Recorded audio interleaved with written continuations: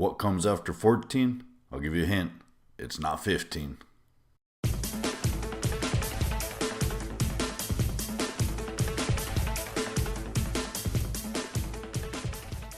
Welcome back to another edition of Drotalks. Dro here. Today we're going to be talking about The Fold, which is book 2 from the Threshold series, written by Peter Cline and narrated by Ray Porter. Before we jump into the awesome goodness which is this audiobook, I do want to talk about a collaboration that I have coming up in approximately 2 weeks from now with a fellow YouTuber by the name of Danny Bates.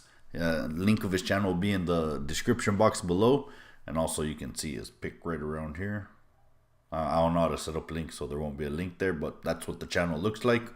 Link in the description below. So I'm very excited. Mr. Bates here, he's one of the only other channels I've seen that is dedicated to audiobooks like my own. In preparation for that collaboration, go check out his channel as well. And of course, don't forget to hit that like and subscribe. Ring that bell to get notified on both our channels. I mean, here you don't have to pick. You can do two. So for my a little bit more patient viewers out there, because I plugged in a commercial in between that. Do I recommend? Don't I recommend? Boom. I do recommend The Fold, and let's talk about why. So basically, The Fold follows our main protagonist, which his name is Mike. And that's actually not his real name, but that's a very complicated story on why they call him Mike. So we're just going to call him Mike. And he has a longtime friend whose name is Reggie. Reggie is the head of some sort of form of Homeland Security, FBI, man, a government guy. He's a government guy. And he has a lot of pull. And he's been trying to get Mike on the payroll for a long time. Why? It's not because Mike is an English teacher. No. Although Mike is a very good English teacher. It's because Mike has a eidetic memory. I probably said that word wrong. But that means he can remember everything. Mike continuously tells Reggie no, because once he gets a new piece of information, it's in there. And it's like it happened just now. And it's always fresh. There's no healing. There's no forgetting. You know, time heals all wounds. Not with Mr. Mike. It's as fresh as it was yesterday. Why does Mike finally say yes if so many times he said no in the past? Well, that's because of the door project. And it basically involves teleportation. And we got a group of very secretive scientists that have solved it. Reggie has walked through the door. A couple people have walked through the door. This entire group has walked through the door several times. There's evidence, there's video evidence, there's physical evidence. But they don't want to share the science, that little science behind how it works. So that's where our story takes place. And basically the plot is really Mike trying to discover what is the true nature of this door that they created, and why don't they want to share? Why do they say it's not ready? I don't really want to give away too much of this book, the same way I didn't want to give away on 14, because there are some twists and turns in here.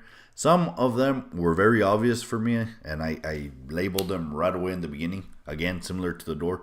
But there was a couple twists and turns here that did catch me by surprise. And I appreciate that. I appreciate that, Mr. Cline. And that is where this book shines. Another place, like I said, is the explanation of Mike's eidetic memory. He creates matrix in his head that he can cross-reference. He makes very powerful pivots that only he can see, and they're there. Once he creates it, it's there forever, and he can reference it. The way they explain his power is actually pretty amazing.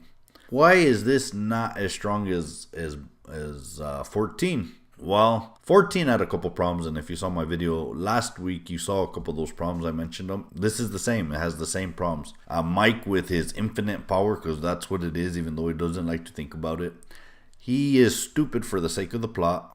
He could save a lot of people, and he doesn't because he's afraid of his power. Then at a particular moment, then he does.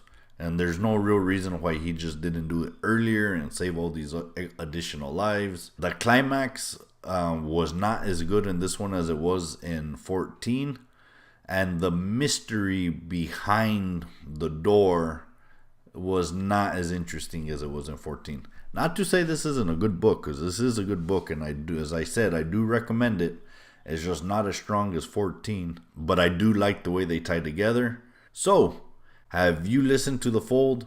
What did you think about it? Was it better than 14? Am I wrong? I might be wrong. I've been wrong before. Or am I right? Was 14 just a stronger book? Comment below, let me know. And as always, this has been Drotalks. Thank you for listening. Don't forget to hit that like and subscribe, ring that bell to get notified, and we'll see you next time.